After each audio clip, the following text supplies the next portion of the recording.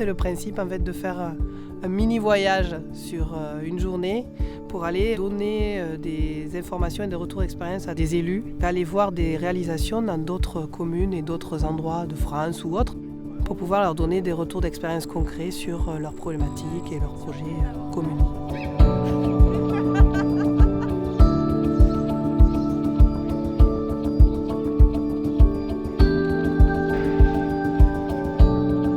Aujourd'hui, nous avons passé une journée où nous avons visité plusieurs villes et villages, des réalisations sur des espaces publics où il y a eu de la désimperméabilisation des sols, où ils ont géré l'eau de façon différente, notamment les systèmes d'eau de pluie, désimperméabiliser des cours d'école. Ça nous a beaucoup servi pour donner des idées aux élus du parc, des projets de désimperméabilisation des sols. On rencontre d'autres élus, on échange, on se donne des tuyaux et puis on découvre des projets qui sont souvent créatifs, innovants et voilà. Je n'ai pas forcément une idée en tête quand j'arrive, mais juste tout ce qu'on voit, ça fait plein de connexions dans nos projets, notre commune et ça nous crée des idées, des opportunités et voilà, c'est ça que je viens chercher.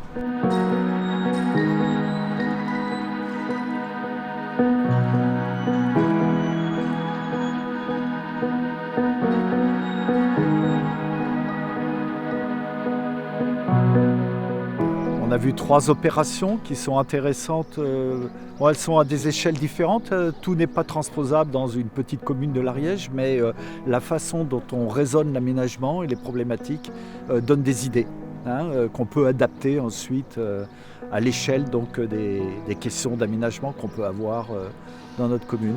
Nous, on a un projet sur notre commune de redynamisation du centre. On a beaucoup d'espaces verts quand même, agricoles et naturels, mais on a un cœur de village qui est assez imperméabilisé. On n'a pas de trottoir, on n'a pas de mobilier urbain et on n'a nulle part où se rencontrer. Donc oui, les enjeux, ils y sont de créer des espaces de rencontre ombragés. Mon attente, c'est d'être surprise et de retenir des choses.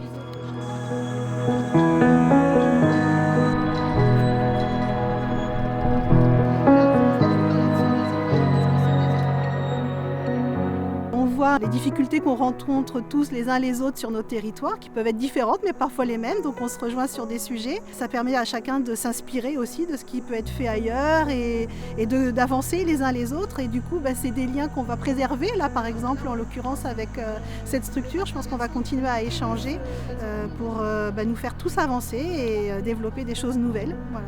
Les enjeux actuellement sont très importants, notamment en termes de ressources en eau. Et ça, depuis l'été dernier, je pense que c'est clair dans les esprits de tous. Donc du coup, c'est aussi, on est plus éveillé à ces problématiques-là.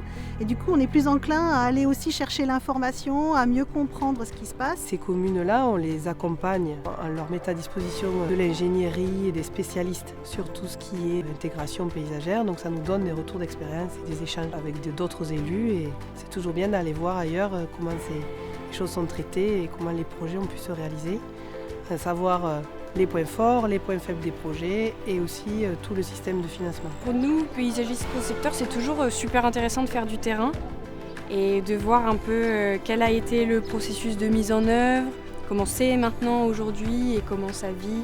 Les Ductons, je trouve ça formidable. D'abord, ça met en lien les gens. La réalisation de ces ouvrages, elle se base essentiellement sur la sensibilisation, l'éducation. Il faut que les gens comprennent la démarche. C'est une philosophie différente de celle dont on a l'habitude. On sort des réseaux habituels et on traite les choses en surface avec d'autres usages et d'autres principes qui se combinent avec le paysager, au-delà de l'hydraulique et la biodiversité. Il y a plein de choses, la préservation de la ressource. Donc c'est important d'expliquer tout ça pour que les gens adhèrent à la démarche, à la philosophie, pour nous faire tous avancer et développer des choses nouvelles.